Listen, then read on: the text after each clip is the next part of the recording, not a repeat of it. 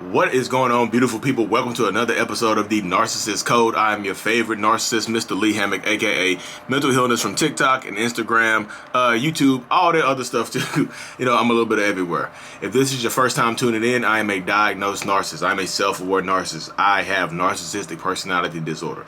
Don't let that blow your mind too much. I'm not the only self-aware narcissist out there. I'm one of the only ones that do this, come out in public to speak about it. The point of my channel, the point of this series, the point of my YouTube, everything is to bring awareness to personality disorders and mental illness overall. It's also to, in the process, get more people into therapy, and also to validate victims and survivors of narcissistic abuse and other, cluster B personality disorders. So today's episode is going to be about the elusive Hoover. Hoover, like the vacuum cleaner. If you don't know what a Hoover is, it is when a narcissist sucks you back into the relationship, like a vacuum cleaner. So, a lot of times the Hoover, when you discard a narcissist or the narcissist discards you, the Hoovering process typically begins. They either love bomb you, try to suck you back into the relationship by promising you everything you ever wanted. Hey, I'll do everything you ever wanted. I'll do whatever you need, whatever you want. I'll do it. Please don't leave me. Please, please, please. Threatening to unalive themselves, threatening to take themselves out of this planet, threatening to do anything and everything to keep you. Some of them will literally stalk you. Some of them will blow your phone up 100 times. Some of them will email you 100 times, text you from different numbers, private numbers, everything like that. So those are the typical Hoovers that you expect, the promises, the love bombs, the stuff like that you typically expect to happen after you break up with a narcissist, or, sometimes when they break up with you or they discard you. So this episode is going to be specifically focused on different types of Hoovers. Specifically, the 3 types of Hoovers I'm going to focus on are the new Supply Hoover. When they use the next person, the person that they replace you with, they use that person to suck you back into the relationship. The reverse Hoover, when they go completely silent and you suck yourself back into the relationship. And then the familial Hoover is when they use family and friends to suck you back into the relationship. So the first one we're going to focus on is the new Supply Hoover.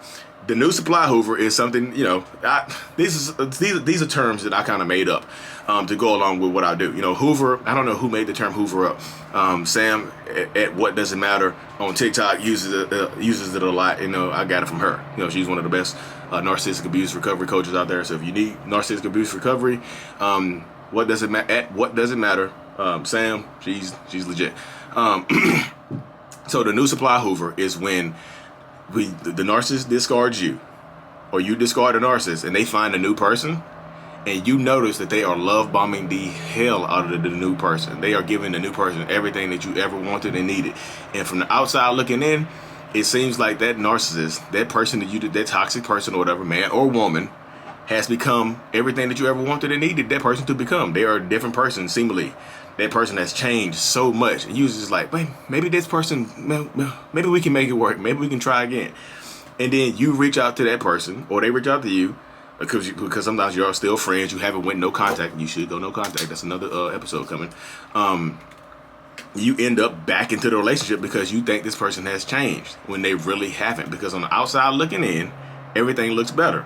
They're like at the beginning of your relationship, didn't it look good to everybody else?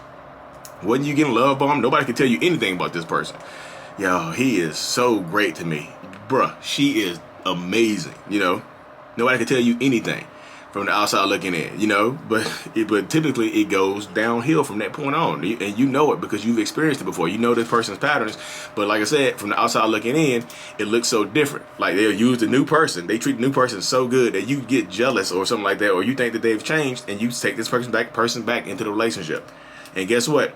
When you reach out to them or they reach out to you and you take the narcissist back, the slate has been wiped completely clean. Completely clear. Don't bring anything else up. If you had an argument, they cheated on you, if they did anything to you about disrespectful to you, wipe it clean. It's gone. Point blank period. It is absolutely gone. It has to be gone now. There's nothing else you can do about that. You know what I mean? So don't bring it up because you reached out to them most of the time. When the new Supply Hoover comes in, you reached out to them and you've hoovered yourself back into the relationship. And when you reach out to a narcissist, it means to the narcissist, it means complete forgiveness. So if you have an issue that was not resolved originally in the old relationship, do not bring it back up again, because that's going to be a point of argument. Why'd you bring me back into this relationship if you're going to bring the old stuff back up? You ain't forgive me then. You don't really love me then. You don't really want to work this out then. You know what I mean? So the new Supply Hoover, it definitely 100% works. Because from the outside looking in, it looks like a fantastic relationship, and you want that. You like, this is what I want this person. This is what I wanted them to do for me. Now they're doing it for them, so I know they can do it. And you suck back into the relationship again, knowing you should be. But like I said, from the outside looking in, it looks amazing. You want to experience again. You want it. This is the person you thought you were gonna spend the rest of your life with. You know what I mean? So there you go, right there. The next Hoover is the reverse Hoover. This is a term I coined called the reverse Hoover. It's when y'all break up, you discard a narcissist or the narcissist discards you, and there's complete radio silence. And this term only works when you know about narcissistic abuse. When you know the narcissistic abuse exists and you think that the person that you discarded or discarded you is a narcissist. This only works. This Hoover only works if you think that person is a narcissist. They go radio silent. There's nothing else. You don't hear from them. You don't talk to them. You pretty much don't. They have disappeared from the face of the planet. And you've been doing a lot of research about narcissists, right? So you expect them to Hoover you back in by love bombing you, the calls, text messages, blowing you up, emailing you, showing up to work with flowers, mailing you stuff. And then when that doesn't happen, you start to question whether or not that they are narcissists. Hey, I thought all narcissists Hoovered people back in. I thought all narcissists stalked people. I thought all narcissists reeled people back in, like love bomb you at the end of the relationship to try to get you back. She didn't promise me anything. What happened?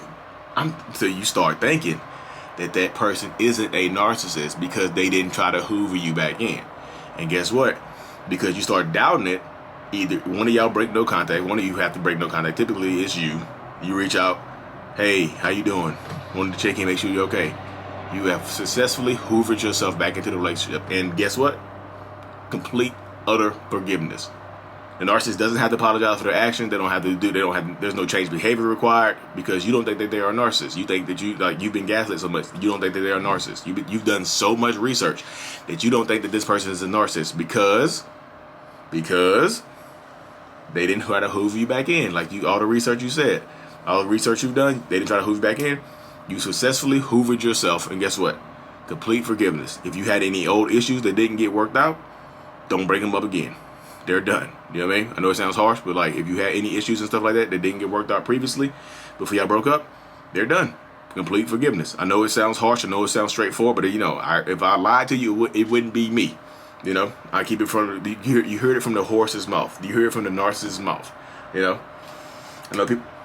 I know I get a lot of people that doubt my narcissism or whatnot because I keep it real. They're like, no narcissist would do this. Guess what?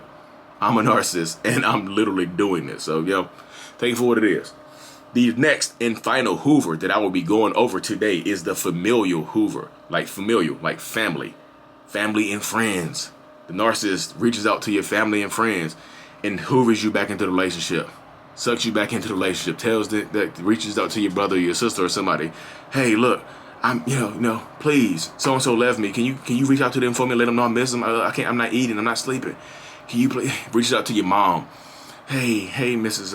Hey, Mrs. Hammock. Hey, I'm not doing well. I'm not having eaten. Can you please, have your son reach out to me? I miss him.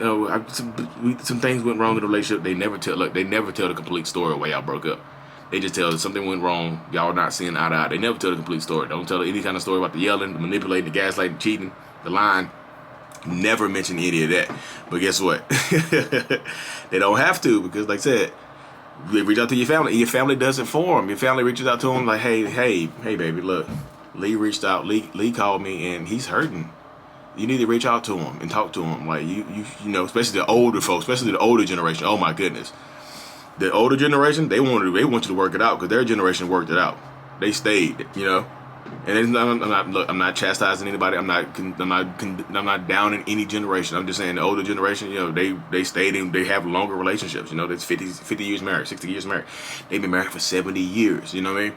So reaching out to the parents be like, look, why don't you just try to work it out with them? Just talk to them, reach out to them. Because look, guess what? I'm a narcissist, and your parents probably like me because sometimes you get so embarrassed, you don't tell your parents about the abuse and stuff like that. You don't tell your parents about the lying and the cheating and the gaslighting. So they don't know. They think that I'm the perfect person for you. They don't want to see us break up, so they reach out to you. They help me Hoover you back into the relationship. Now you back into the relationship. now you reach out because the parents have told you that, you know, I'm not eating, I'm not feeling well and stuff like that. So now you reach out, and now guess what? You're Hoover back in again. Now we Hoover back in again. There's been no change. There's no forgiveness. And guess what? This Hoover can be the worst, especially if it's family and friends involved. Because if you forgive me now and take me back after the family and friends know that we've had a breakup, then you can't go to them anymore, because now they think that everything is hunky-dory. They think you forgive me for everything, or I've forgiven you for everything, and now they just expect you to work it out. So if you keep going back and forth to them, now, you know, but also I can't reach out to them again either. But they're going to invite me to all the events and stuff like that. I'll still be around the family and friends and stuff like that. So I'm part of the family now. I reach out to your dad. Your dad loves me. Your mom loves me. Now, it's so manipulative, y'all. That's why I was like, if you get out and you don't see any kind of, you know, dang, I dropped that, sorry, y'all. If you get out and you don't see any kind of, you know, consistent change behavior, then don't Hoover yourself back into the relationship. You know, don't give in unless you see some change behavior. Like, I know some people like, you shouldn't give in at all. Just leave them. You know what I mean? I'm not here to break up relationships. I promise I'm not here to break up relationships. If I can save a relationship, and y'all get married and have a happy, if I can save a relationship and y'all get married based on that and have a happy life, please invite me to the wedding. It's like, hey, Lee, this is because of you. I want to be in the wedding. I want to be in the wedding. You know what I mean? No, I'm just joking. But like, yeah, don't Hoover yourself back into the relationship, because like the more and more times you get hoovered in, the less and less people want to hear about it. The more and more times you get hoovered in, the more and more isolated you become. The less and less people want to hear about it, because like, hey, we told you to leave that person alone. Hey, why you keep breaking up with this person? So, you know, we don't want to hear it anymore. Hey, they stop inviting you out. So now the isolation begins, and then now you by yourself dealing with that. And then it's like I say, it's a crazy, wild process to deal with, and you don't want to have to deal with it by yourself. So make them earn your love, make them earn your trust. You know what I mean? Cheating, you forget somebody for cheating so many times, they're not going to stop doing it, because now it's a part of their lives and things like that. But yeah, so thank y'all so much for tuning in to this new episode. We got another hot episode coming tomorrow. I'm actually about to go live right now with Miss Gabrielle Stone on FML podcast and whatnot. I had a good interview with her on Spotify a couple weeks ago, and it's posted now. So thank y'all so much. If you need a one-on-one, I'm here as well. Links in the bio. Follow me on TikTok, Instagram. Like and subscribe to this channel. I appreciate every single one of y'all. I really, really, truly do. Even the haters out there that I know are here watching my videos and hating and trying to dissect me. I'm still here. I'm not going anywhere. Like, I promise. You can't stop progress. This is the journey blessed by God. When people try to use God against me, I'm like, look, I read the entire Bible last year. Stop. This is a blessed journey right here. My page didn't start taking off until I read the Bible. God is with me, not against me. God is with me. Trials and tribulations, baby. The story of Joseph, read it.